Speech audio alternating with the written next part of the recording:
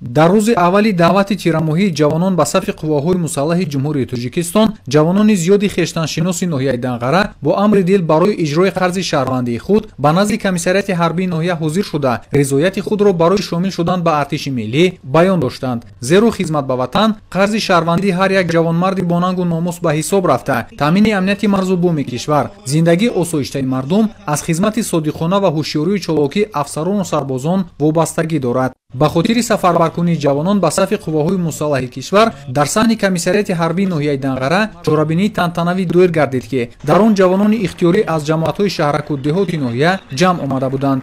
масъулин иброз доштанд ки ҷавонони мо бояд ҳимоятгари манфиатҳои миллӣ бошанд, чунки ҳифзи ватан, ҳимояи манфиатҳои давлат, таҳкими истиқлолият, амният ва иқтидори мудофиавии он вазифаи муқаддаси ҳар фарди ватандӯст мебошад.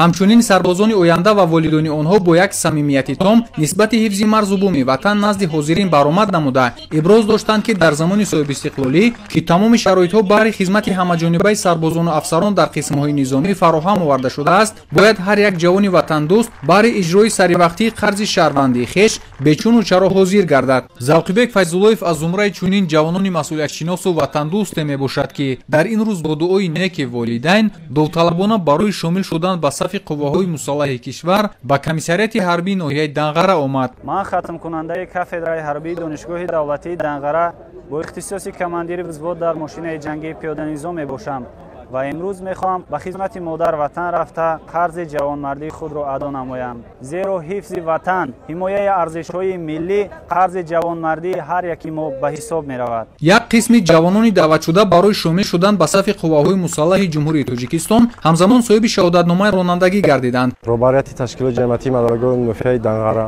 бо дастгирии мақомоти ҳокимияти давлатии ноҳия байни ҷавонону наврасон як қатор нақша чорабиниҳои гуногун аз он ҷумла мусобиқаҳои ҳарбии амалӣ, варзишӣ гузаронида истоданд.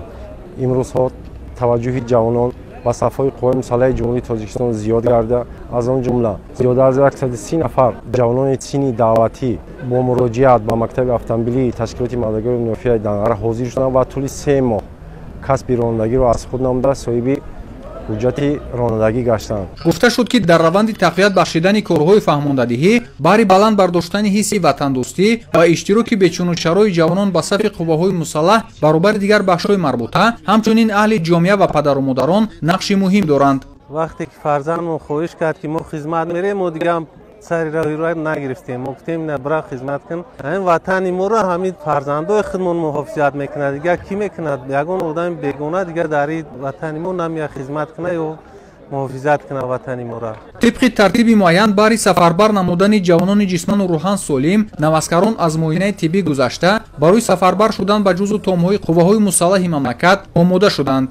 сипас ба муносибати гусели навазкарон ба хизмати модарватан ҷиҳати рӯҳбаландии эшон аз ҷониби ҳунармандони шӯъбаи фарҳанги ноҳия барномаи ҷолиби консертӣ иборат аз суруду таронаҳои тараннумгари меҳру садоқат ба ватан манзури иштирокчиёни чорабинӣ гардонида шуд.